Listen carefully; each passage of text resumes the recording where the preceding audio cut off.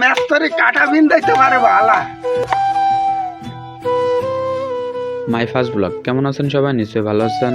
আমার বাড়ির কাম শুরু হয়েছে, দেখতে পাচ্ছেন প্রত্যেকটা কলমের গোড়ায় বালু দেওয়া হচ্ছে। আপনাদের একটা লাইক একটা কমেন্ট পারলে আমাদের মতন ক্রিয়েটাররা কি পরিমাণ খুশি হয় ভাই আপনারা জানেন না। একটা করে লাইক একটা করে কমেন্ট করবেন।